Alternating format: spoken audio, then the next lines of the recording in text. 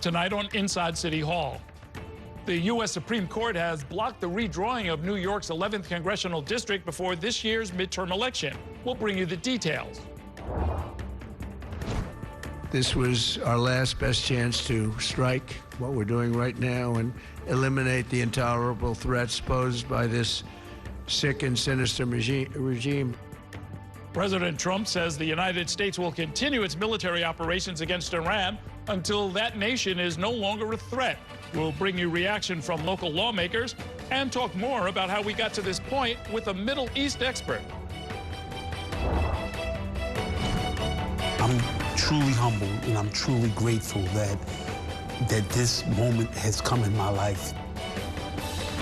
A Queens man whose double murder conviction was tossed back in January appeared in court today as the Queens District Attorney's Office weighs whether to hold a new trial. We'll bring you the details. Federal leadership steps back. We in the city are going to step up. Spectrum News health reporter Erin Billup sat down for an exclusive interview with Dr. Alistair Martin, the city's new health commissioner. We'll bring you part of their conversation. For the best news, debate, and analysis of New York politics, join us inside City Hall.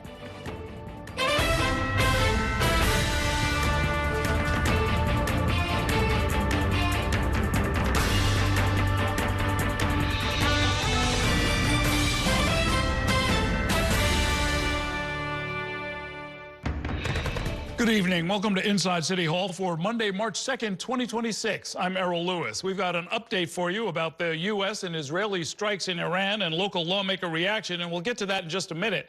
But first, this just came into the New York One newsroom. The U.S. Supreme Court has sided with Republicans by ruling that New York's 11th congressional district, covering Staten Island and part of Brooklyn, does not need to be redrawn before the midterm elections. Our Dan Rivley has been looking into the ruling and joins me now with more. Good evening, Dan. Good evening, Errol. That sound you hear must be Republicans exhaling in relief. They were waiting for this because this was a last-ditch effort to save the only Republican-held House district in New York City. So let's take back to where this case began. A Democratic firm that had handled the Democratic Party's redistricting litigation around the country targeted New York's 11th congressional district that covers Staten Island and southern Brooklyn, and a trial judge in Manhattan basically argued with the plaintiffs that the district dilutes the votes of Black and Hispanic New Yorkers there, and that violates the state's constitution. Well, that decision was a shock to Republicans, and that led to a quick appeals up through the state courts. But before even waiting for the state's highest court to weigh in on this redistricting fight, Republicans went right to the Supreme Court, and that was a gamble that paid off. So that decision just came down. Let's just take a look at it. Justice Samuel Alito wrote about why the stay was offered and said that these cases concern a state court order that blatantly discriminates on the basis of race.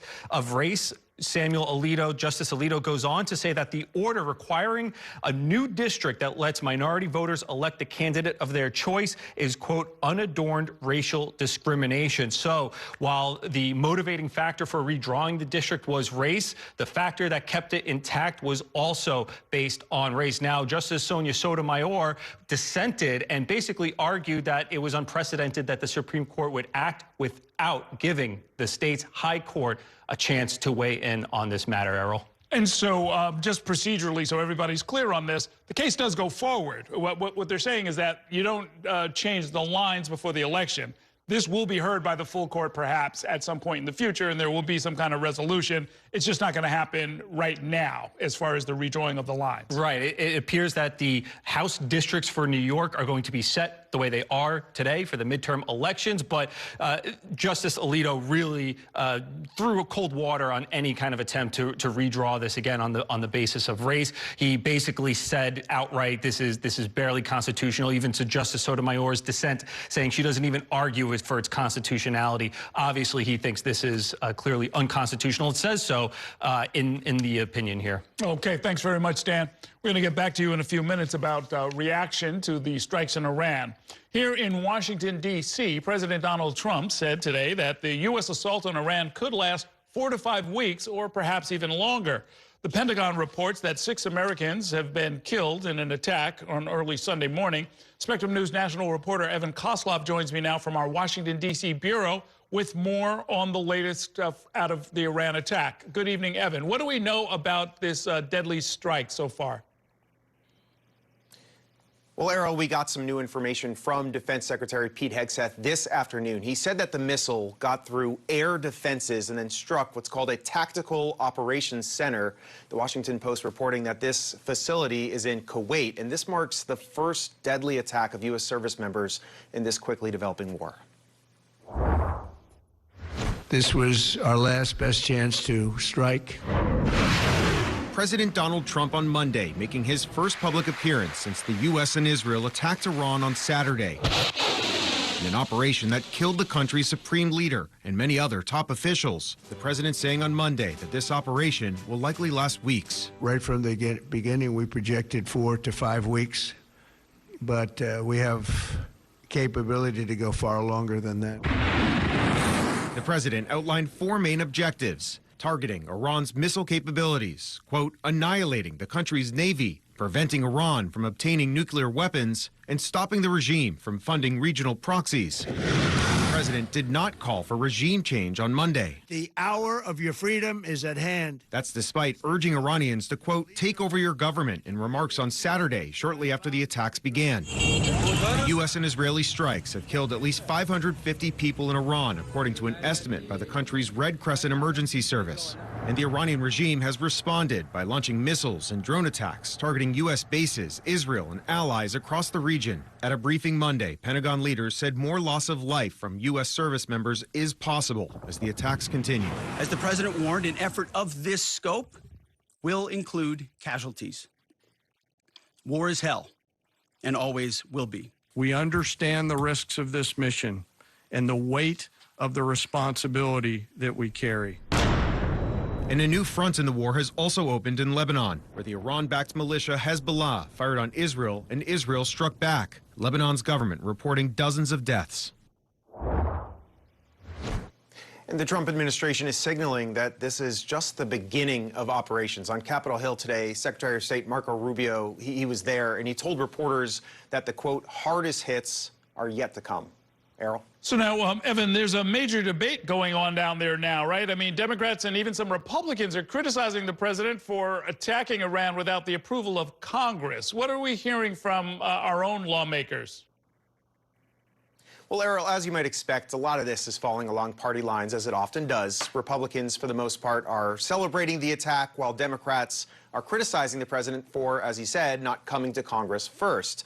But there have also been some unusual bedfellows that we've seen on Capitol Hill. For example, Congressman Warren Davidson, he's an Ohio Republican, and he was voicing his concerns, saying that it's Congress that declares war, not the president. Meanwhile, Democrat Senator John Fetterman of Pennsylvania, he took to social media saying that he was, quote, baffled why so many Democrats were coming out against the operation.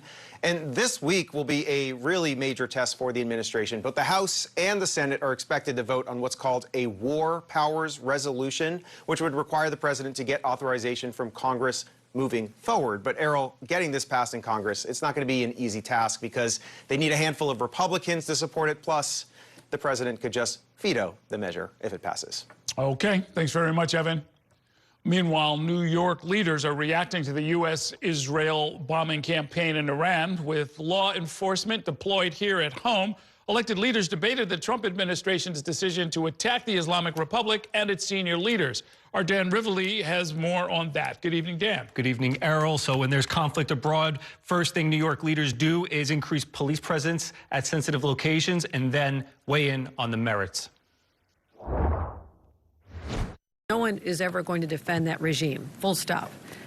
But the scale of what is happening now demands answers. The bombing campaign from the United States and Israel against Iran had Governor Kathy Hochul on Monday concerned about the conflict reverberating back home. There could be retaliation from these efforts, and not just on the fields in Iran and the Middle East.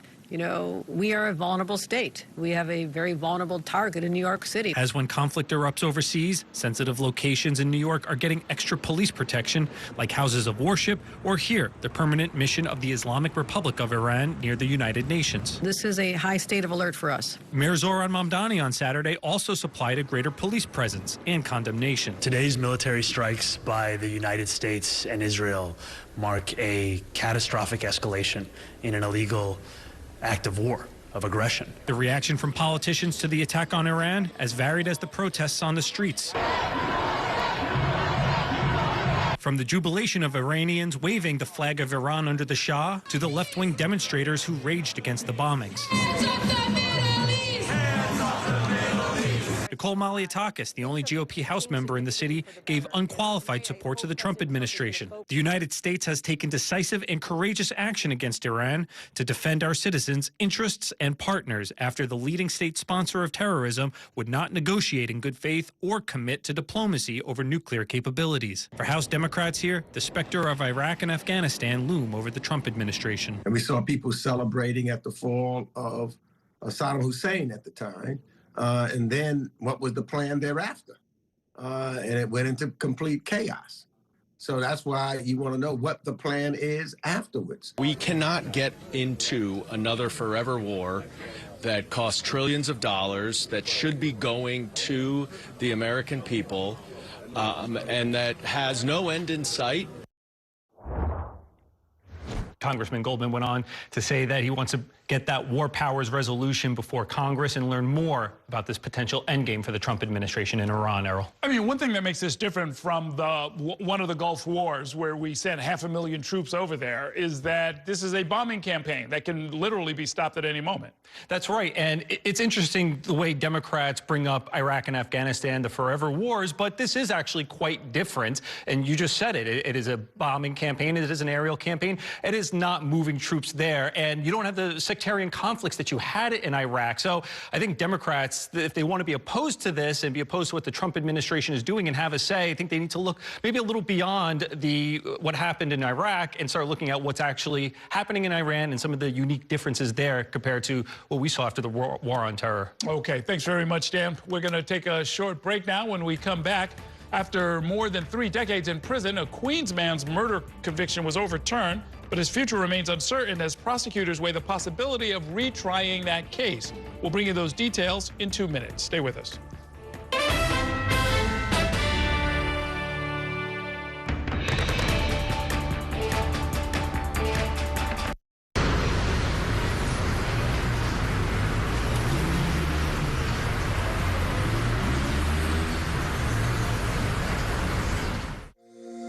Every day tells a new story. At Mornings on One, we're dedicated to bringing you the stories that matter most to start your day.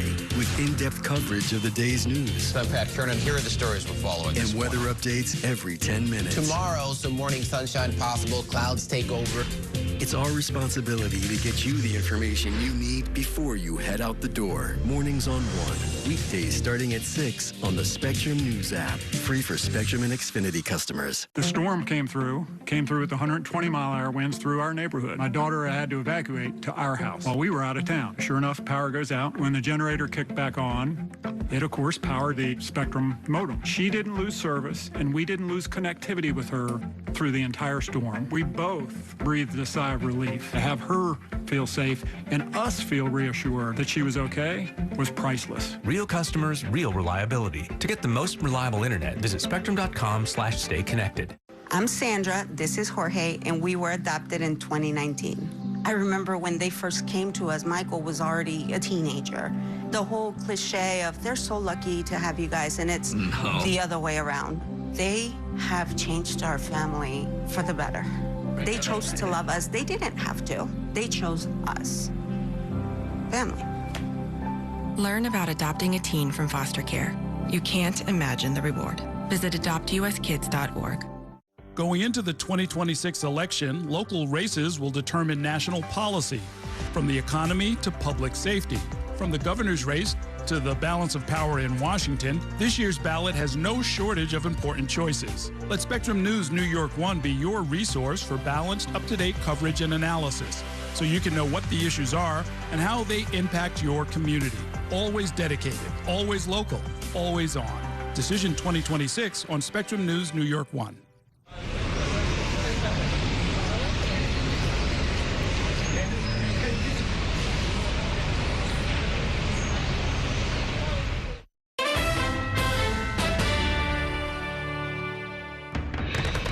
Welcome back to Inside City Hall, where we have an update on a legal saga we first reported back in January. A Queens man whose 1995 double murder conviction was overturned was back in court today, hoping to learn whether prosecutors in Queens are seeking to try him again. Our Ayanna Harry was in the courtroom and joins us now with the latest. Good evening, Ayanna. Good evening, Errol. From the day he was arrested in 1992 up until now, Alan Porter has wanted one thing: to have his name fully cleared after he was accused of a double murder. Porter was optimistic that day had finally come, but the wait continues. I spent many nights hurting, many nights praying, and I'm just grateful. For Alan Porter, Monday morning's return to court was both bitter and sweet. This is just a culmination of many tears. In 1995, Porter was convicted of a Queens double murder and has spent every year since then declaring his innocence. On January 30th, a Queens judge overturned Porter's conviction, and New York One was there as he finally walked out of prison and into the arms of his family. That's what I'm talking about. But Porter's freedom may only be temporary. After his conviction was tossed, Porter was released on bond and ordered to home confinement. During his Monday morning court appearance, Porter hoped he'd learn more from Queens prosecutors. Whether they would be dismissing the indictment, appealing the vacatur decision, or getting ready to retry Mr. Porter. The Queens District Attorney's Office tells New York One it's still reviewing the judge's January decision. Prosecutors have argued Porter was a drug dealer during the height of the city's crack wars and murdered a rival alongside his girlfriend. Porter has long maintained his innocence. And in tossing his conviction, the judge called out prosecutors for withholding key evidence. The amount of exculpatory and impeaching evidence that occurred in this case that was withheld is nothing short of substantial and even alarming. While he's still living in legal limbo, a judge did remove Porter from house arrest Monday, and he's been adapting to how much the world has changed during the 30 years he spent in prison. Things like cell phones, you know, this is a whole new world for me. And since his release, one of Porter's dreams has come true. You ought to celebrate! Attending Sunday service at Greater Allen AME with his family. I remember when I was in prison and I used to lift my hands in worship. I used to pray and I used to imagine myself standing here this day. This day. The Queens District Attorney's Office still has a few more days until March 10th to file a notice if they do plan to appeal the judge's decision.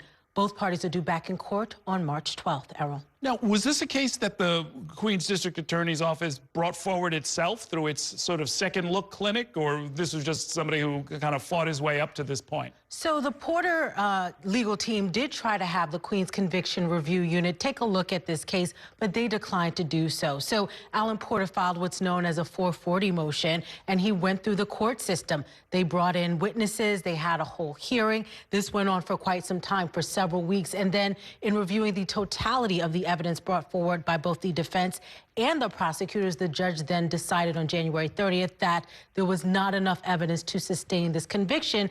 And based on some of the evidence that prosecutors withheld, had the jury known that, there would have likely been a different outcome at the trial. I see. So now for Melinda Katz and the Queens District Attorney's Office, they now have to decide, well, if we turn it over properly and cure that procedural problem and put it before another jury, we might get the same outcome. I guess that's what they're trying to calculate. Yeah, that's part of what they're trying to look at. One of the challenges is this trial initially took place in 1995. Are some of the witnesses still alive? Some of the witnesses recanted their statements. So how do you try and convince a jury in 2026, you know, that this is still a conviction that should hold up? That's really the question that they're dealing with right now. Okay. Thanks very much, Ayanna. We're going to take a short break now. When we come back, the city's new health commissioner, Dr. Alistair Martin, says that the agency is focused on the city's affordability crisis in addition to all of the normal health issues. We're going to bring you part of an exclusive interview with our own Erin Billups in 2 minutes. Stay with us.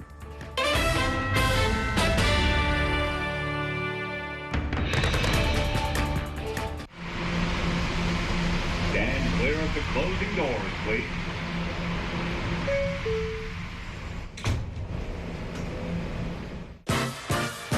There's nothing quite like the feeling of going to the theater. Onstage celebrates that excitement every week by taking you behind the scenes with the latest news and in-depth interviews of the hottest shows on and off Broadway. So grab a seat, because this is a show you won't want to miss. Join us every Saturday and Sunday at 7:30 p.m. for Onstage.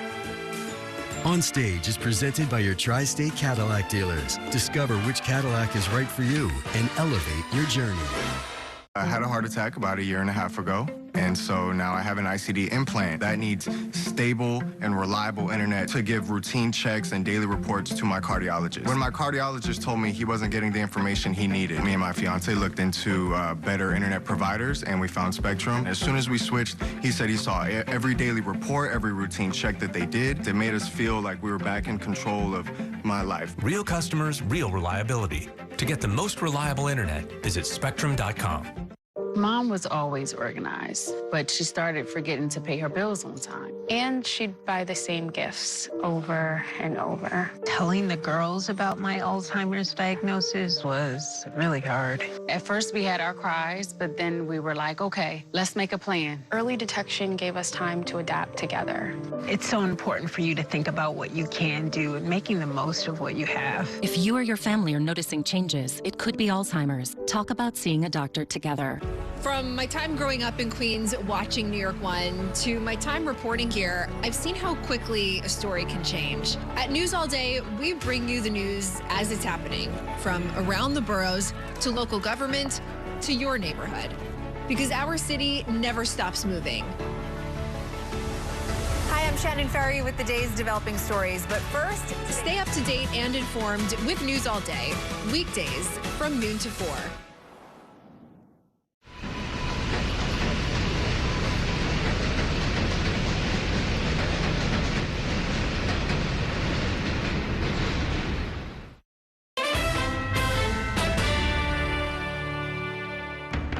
Welcome back to Inside City Hall. While most New Yorkers were fighting the snow that blanketed the city last Monday, Dr. Alistair Martin had something else on his mind, his first day on the job as New York City's new health commissioner. Dr. Martin sat down for his first interview with Spectrum News health reporter Erin Billups to talk about his agenda. She joins us now with more on that conversation. Good evening, Erin. Good evening, Errol. Well, Dr. Alistair Martin is by training an emergency medicine doctor. Here's a look at our conversation.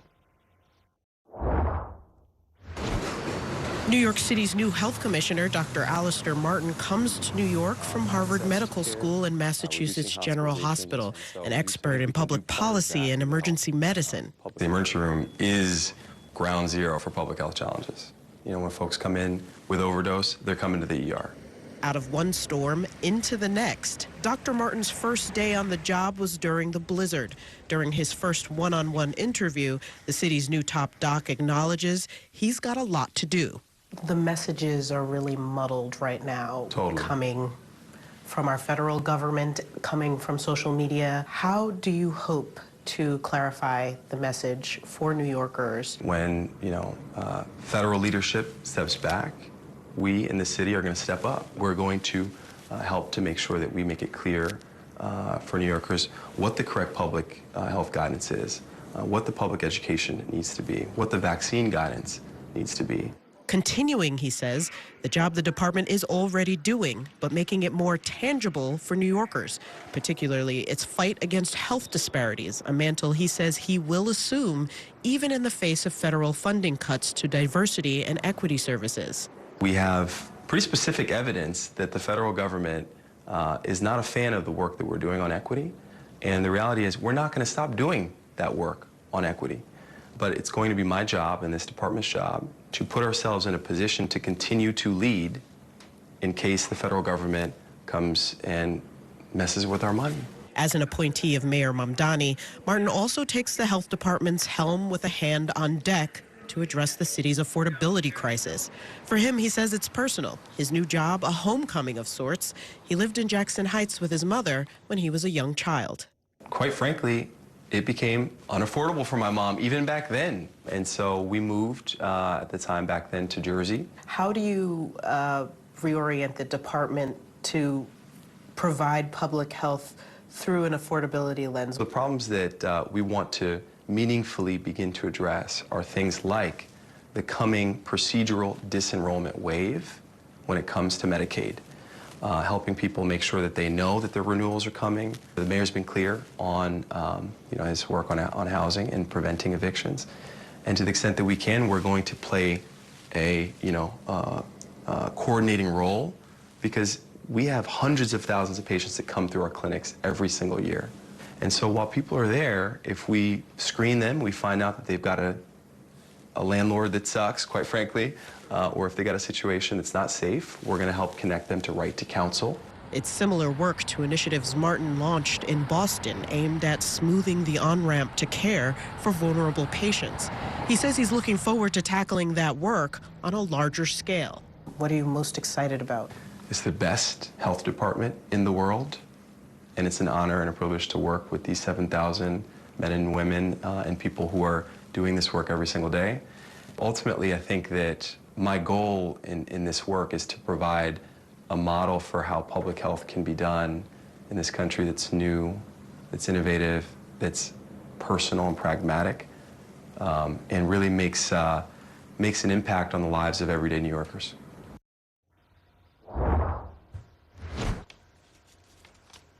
Errol, so it was a really great conversation. He says he has a chat group right now with former commissioners, to guide him. He doesn't have a background in running a public health agency, but he's got, the wisdom of the elders to back him up on this, and he's excited to take the helm. So when he talks about doing things like maybe giving a referral to legal help or something like that, how different is that from New York's traditional approach?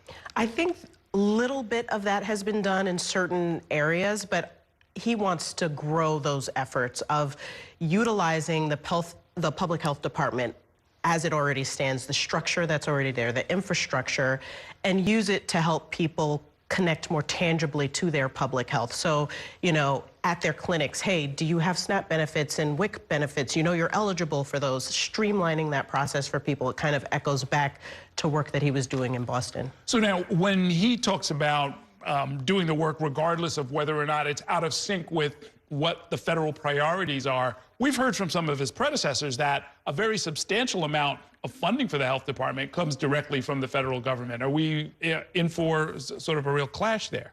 Well, he says that because they know that this could be coming down the line, that even before he stepped foot in that office, the health department has been building out its sort of resiliency planning. I think they might be putting some funds aside for a rainy day, but that, the goal of public health is to provide equitable access to health care. So he says it's part of the mission that they can't just do away with.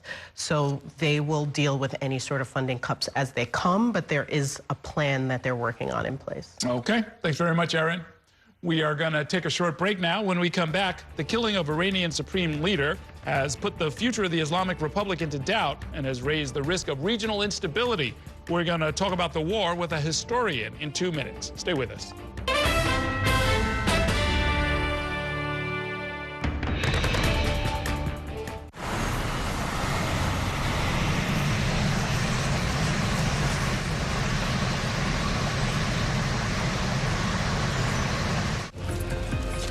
My time at New York One has shown me that in the city that never sleeps, the news never stops. So as the day winds down, turn to the rush hour. Good afternoon, I'm Monica Perkins. To catch up on the stories that matter across the 5 boroughs, with in-depth interviews from the city's newsmakers, plus the latest forecast. Catching you up with today, preparing you for tomorrow. Right here on the Rush Hour. Weekdays from 4 to 7 p.m. The Nanakuli Valley is the largest Hawaiian community in the state of Hawaii. Because of Spectrum and their investment, Alulike is a place that people can come and access technology. Many of our participants don't have computers at home. We have programs that help students, that help adults get employment. Spectrum gives us the tools to help more people get there.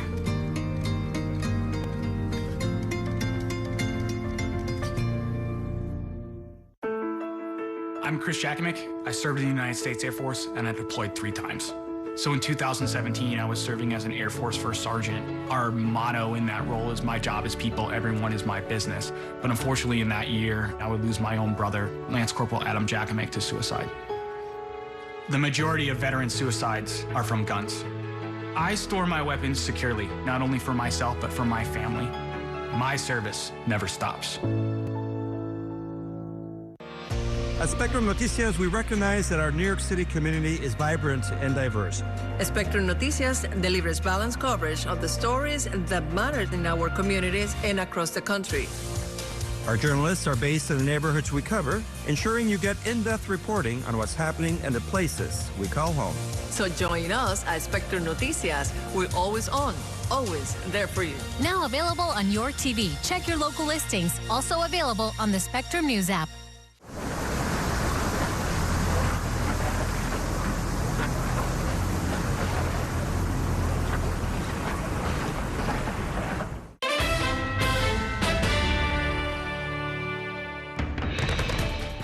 Today, the United States military continues to carry out large-scale combat operations in Iran. This was our last best chance to strike what we're doing right now and eliminate the intolerable threats posed by this sick and sinister regime.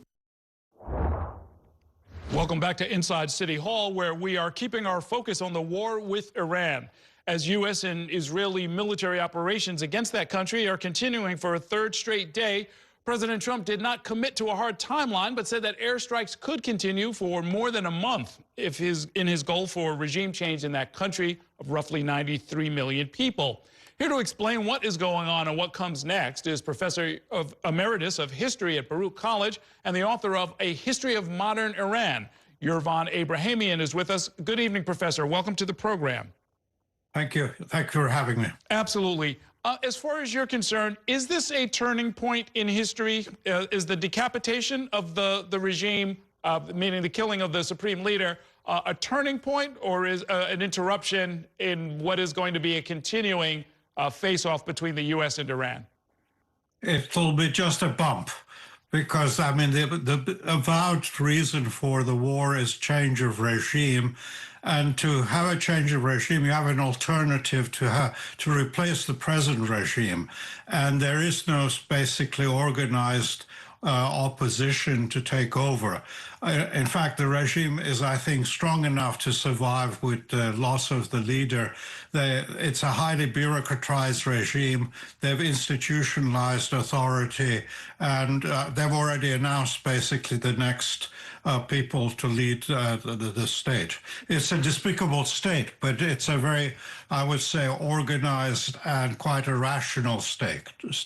Well, yeah, and Professor, when Donald Trump said that the Revolutionary Guard, the military, the police should lay down their arms, my immediate question was, who would they be surrendering to? Is there an organized opposition that wants to or is prepared to at least attempt to try and step in?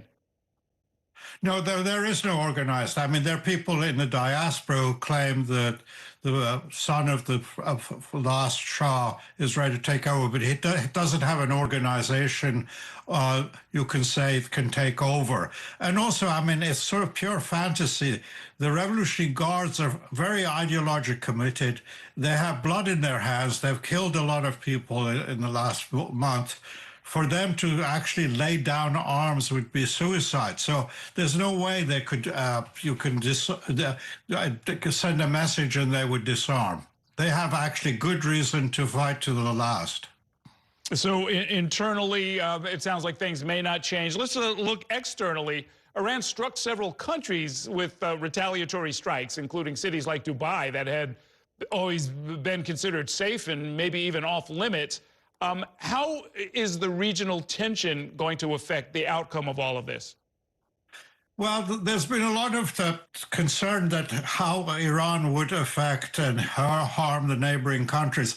I think that's exaggerated. I don't think that's a crucial issue. The real issue is how are you going to actually get rid of the regime, replace it?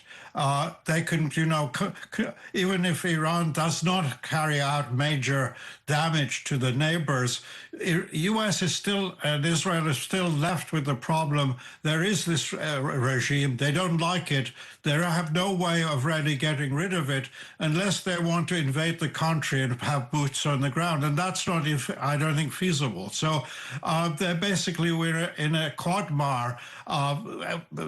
Trump could declare victory any day and come home, but the problem is going to be there. The regime is not going to disappear. Yeah, when I think back to past years, and as a historian, I know you're much more schooled in this, but there used to be a lot of subversion that was done by the United States, and it involved spycraft, it involved funding opposition, it involved dropping propaganda through many different means, and none of that seems to be here. Regime change through dropping bombs, I'm just not aware of any time at any phase of history where that has succeeded. I think the word regime, the phrase regime change is a substitute for coup d'etat. In the good old days, U.S. had the military all over the place. They had trained the various militaries. They had equipped them, financed them, and all they had to do is you give a green light, and you could have a Pinochet, or in Iran, of course, the 1953 coup. But that doesn't apply at the present situation. The military in Iran are the Revolutionary Guards, and they're highly ideologically committed. They were the creation of the revolution of 1979. They're ideologically fanatical, and there's no way they're going to basically supplant the regime. Even if they did that, actually, for U.S. and Israel, it would be a worse situation, having a bunch of Revolutionary Guards actually fully in control of the state. Yeah, that's what I was going to ask next. There's a lot of politics within that state that we're just not aware of, different factions that are fighting for control and so forth. Assuming that it's a continuation of the old regime, is there going to be any sort of even 5% difference in how they regard opening up to the West or dealing with their own people? I mean, all of those protests that we saw in recent months, I assume that the successor regime is going to want to either make that go away or make some kind of concessions. Well, the previous regime, I mean, the Khamenei, who was killed, was willing to make for concessions. So I think the concessions Israel and the United States wants are so drastic that anyone associated within the regime is not going to be able to accept them. So if it was basically concessions they were looking for, Obama got wonderful concessions. I mean, the agreement there was actually very actually satisfactory. People who denounced it as that it was a disaster hadn't read the documents. But if U.S. was concerned about Iran having nuclear weapons, there was no way Iran could get nuclear weapons with the agreement that Obama had. And to the extent that the bombing campaign continues, is there a possibility that there'll be a loss of support for what the United States and Israel are doing right now? Well, there isn't much support. Internationally, of course, there's very little support. And this is not a popular, basically, war in the United States. I think the more it continues, you're going to have disasters. Like the other day, some 100 schoolgirls were blown up in their school. These type of disasters are not going to go well down with the American public, and of course, much worse in the international public. Okay. We will continue to monitor all of this. Thank you so much, Professor Abrahamian. Great talking with you. Thank you for having me. Thank you. Okay. We're going to take a short break now. When we come back, we'll continue our conversation about the war with Iran and also talk about Mayor Mamdani's response to the military strikes and much more when I'm joined by two top political consultants. Stay with us.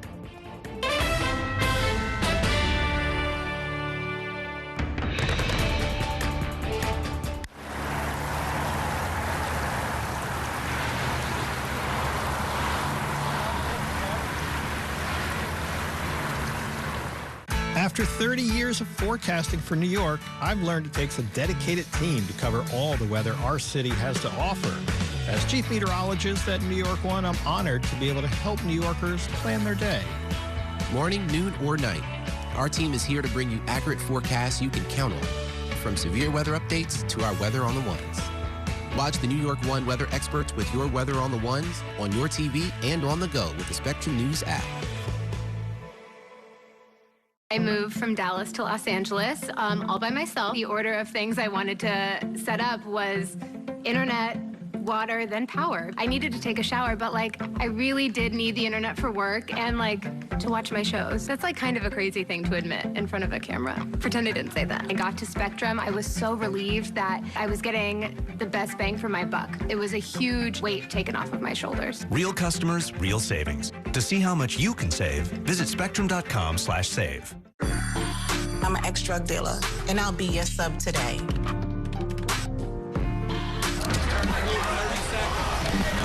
2 milligrams of fentanyl can be lethal.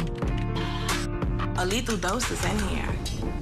Who gets it, I won't know. It's cheap, it's potent, and it's profitable. The sad reality is fentanyl is being mixed into everything now. More kitchen now. My father was a New York City firefighter. My mission, like his, is to serve New Yorkers in a city that doesn't stop when the sun goes down.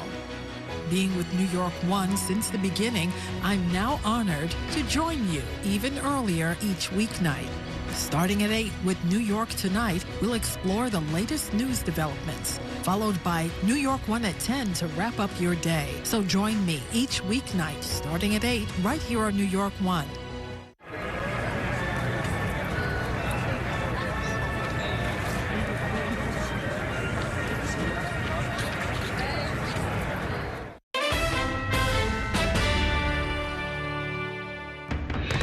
Bombing cities, killing civilians, opening up a new theater of war. Americans do not want this. Americans do not want another war in pursuit of regime change. We want an answer to the affordability crisis. We want peace. Now, I may be a young mayor, but I am old enough to remember the devastating consequences of our country's pursuit of regime change in this same region not that many years ago. Welcome back to Inside City Hall. That was Mayor Mamdani over the weekend reacting to the U.S. and Israeli strikes in Iran. Joining me now to talk about that and much more are the members of this week's Consultants Corner. Democratic consultants Teresa Gonzalez and Trip Yang are both here. Good to see both of you. What do you make of the mayor's choice to give that kind of reaction to the hostilities in Iran? I mean, I think he's, shown us since the beginning that he is not afraid to voice his personal opinions. And I think he was right to say that what we really care about, Americans, New Yorkers, are things like affordability. Let's talk about what's happening to us at home.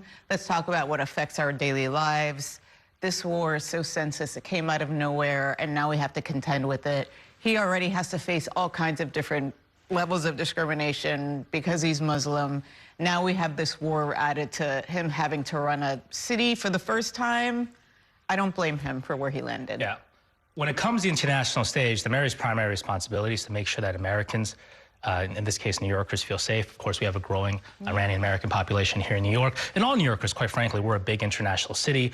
When there's this type of conflict, right, we need to feel safe. So he's reassuring the public. He's doing a good job here. Of course, he doesn't have too much statutory power in the realm of military and foreign conflict, but he's doing his job well here as a communicator. Yeah, I mean, in some ways, he's sort of staying out of it, right? I mean, what I heard him say in that clip was, this doesn't matter, but I'll give you my opinion if you really want it. And my opinion, which I think is kind of the mainstream of New York or American opinion, at least expressed in the polls, is that we would rather this not happen. Yeah, absolutely. Look, at the end of the day, we've already seen some American casualties. There have been reports of dozens of Iranian children being killed. So from a humanitarian level, it's very alarming. Of course, in terms of statutory power, this is a role for Congress, right? The upcoming vote on the War Powers Resolution, the argument that this conflict by the Trump administration is illegal. Of course, Congress needs to authorize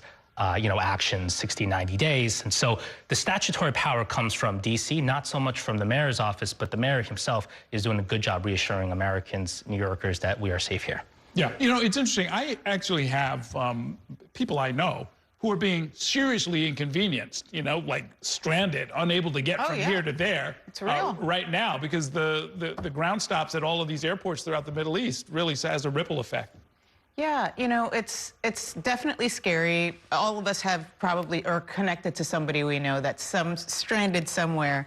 Just to go back to how the mayor is approaching this, I also find it fascinating because, it's been, what, 6 weeks? It's been 2 months since he's been mayor.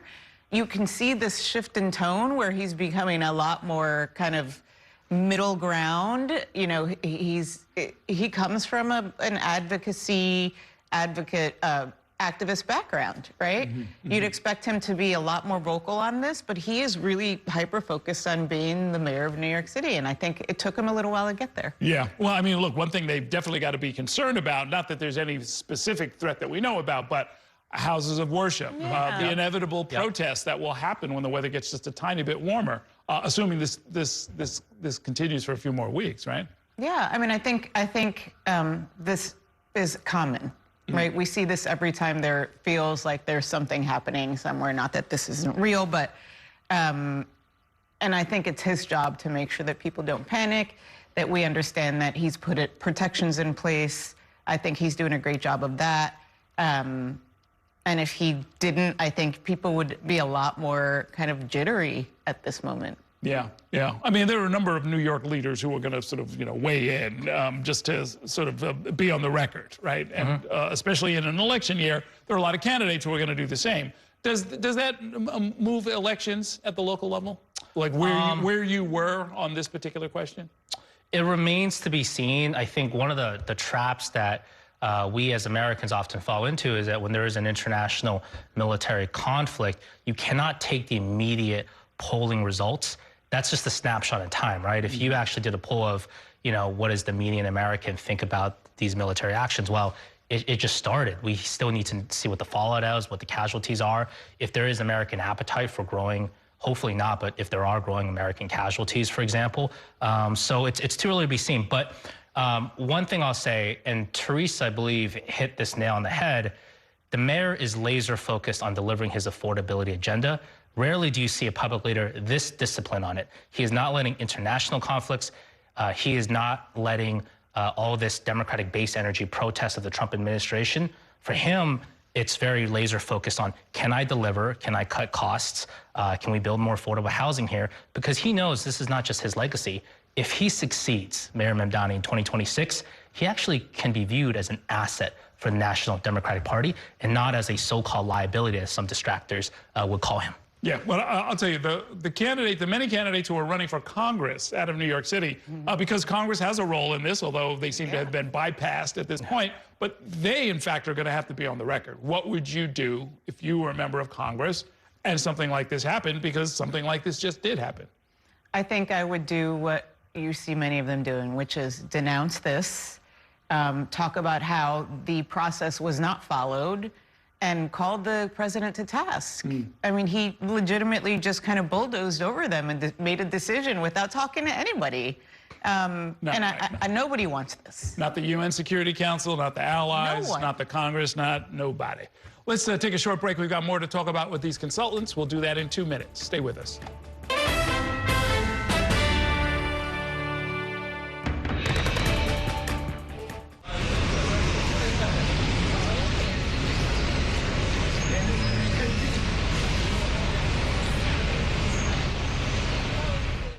We have so many ways to stay connected. A single touch can bring us closer to the families we love, the friends we know, and the city we share. And Spectrum helps us keep connected throughout the day, every day. Including more ways to watch New York One as a Spectrum Internet customer. Watch Spectrum News New York One on the Spectrum News app, available on all your favorite devices. I don't know if the world knows this, but kids are expensive. And when we found out we were pregnant, of course, we were looking for any ways to slash bills. And making sure We only had what we needed so that everything was less stressful. And saving money with our internet bill really helped us out a lot. Came to Spectrum because we were with AT&T before, and Spectrum just had better deals. That money we saved with Spectrum just added to what we could repurpose for our daughter. Real customers, real savings. To see how much you can save, visit spectrum.com/save.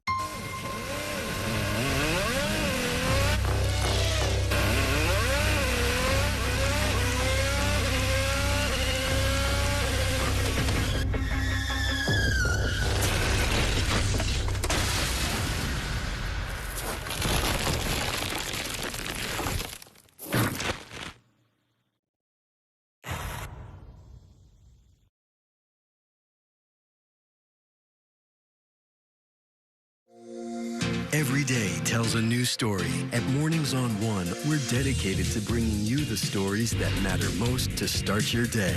With in-depth coverage of the day's news. I'm Pat Kernan. Here are the stories we're following. And weather updates every 10 minutes. Tomorrow, some morning sunshine possible. Clouds take over. It's our responsibility to get you the information you need before you head out the door. Mornings on One. Weekdays starting at 6 on the Spectrum News app. Free for Spectrum and Xfinity customers. Stand clear of the closing doors, please.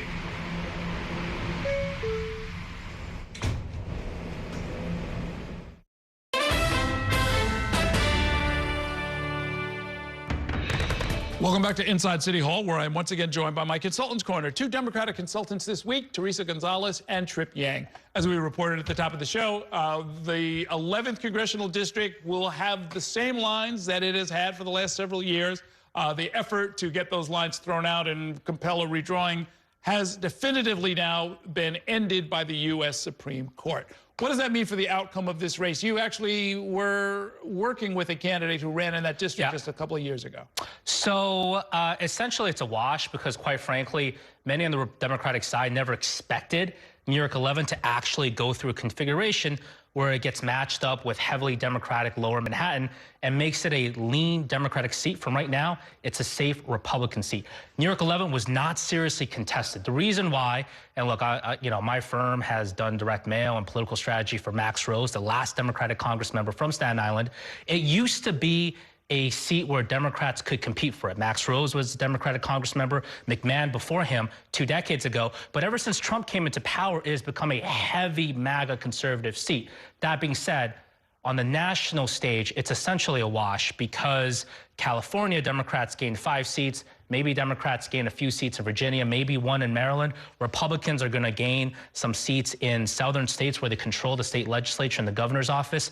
Ultimately, redistricting probably is going to look like a wash. It'll come down to do Americans by this November believe that Trump is helping them on the economic issues, and the polls currently point downwards for President Trump. Mm-hmm. And as far as the substance of it, to the extent that there was substance, the state courts had said this is in violation of the state constitution. It's you know, it needs to be more of a fair fight district, especially for Black and Latino residents who are increasing in numbers in Staten Island. They are, definitely, especially with our immigrant, you know, new New Yorkers. I think that's changing the landscape there. But, you know, I don't think anybody believed that 11 was going to kind of be this fair fight. I think you know, it's what, South Brooklyn and Staten Island? Yes. Kind of one in the same place. You know, I don't think that that there was ever a doubt that it would remain where it was. I don't think that it was possible for Democrats to actually change the way that was drawn. I don't think that was going to ever happen. Well, it indeed has failed as an effort. I want to talk about the Sunnyside Yards. The mayor went down and continued his so-called bromance with President Trump. They seem to get along. And while he was down there, he said, how about sliding me $21 billion to deck over the Sunnyside Yards? An odd couple. And I don't know if his plane had even landed back in New York before the criticism began from out in Sunnyside, Queens. Is this a good idea, bad idea, a one-off? There's nothing wrong with swinging for the fences, right? Look, we need money to do things in this city. And whether we like it or not, we have to work with this federal government. Mm-hmm. I think it's smart, you know. I think it's smart to swing for the fences here. And if we can, you know, Trump is a little bit enamored with him. Let's take advantage of that and you know, make some real change in this city. You know, I think he both did that and asked for the release of some students that were affected by these kind of latest ICE raids. I think he's really showing that he can be a fair player here. If Queens does get this pot of gold or $21 billion, it really is another instance of how Queens does get the money. But look, what I would just recommend to the mayor's team, because this came up over 6 years ago when de Blasio was the mayor. At the time, the local Democratic representatives, Van Bramer, Gianaris, AOC, they voted it down. They cited local opposition. So my unsolicited advice to the mayor's team is, yes, Sunnyside Yards, if you have this federal investment, it can produce 12,000 plus affordable housing units, but do not connect it to the formerly failed de Blasio plan, because locally there had been a lot of opposition towards it. Reframe it, restructure it, you know, talk about it in different terms. And of course, the key thing historically with New York, you know, development deals is get the local community input, make your presentations to the community board, or start soliciting, you know, start galvanizing local support if you want it. Because right now, in that part of Queens, Sunnyside, Queens, there are so many contested races, hyper-contested race for Congress, state Senate, and state assembly in that neighborhood. So it's going to be a huge electoral issue this year. So you're not saying they should throw out the 2020 master plan that took, like, you know, 6 years to put together, right? I mean, this is not a small project. I would say there is an urban development planning aspect, of course, to these mega large-scale affordable projects. But then there is the public affairs, the communication, the galvanizing public support. Right now, in 2 months, we've seen Zohran Mamdani is significantly more skilled than Bill de Blasio at this crucial element of being mayor. I would say continue to lean into the mayor's strengths. He has a lot of popularity. This might be worth it to invest his you know, still rising political capital into this. You know, I've been following this. I looked into some of the history. This proposal was put forward by the Regional Plan Association in their first regional plan in 1931. So we've been talking about this for 95 years. Teresa Gonzalez, Trip Yang, thanks for coming by. That's going to do it for tonight's show. Thanks for watching and have a great evening. We'll see you next time inside City Hall.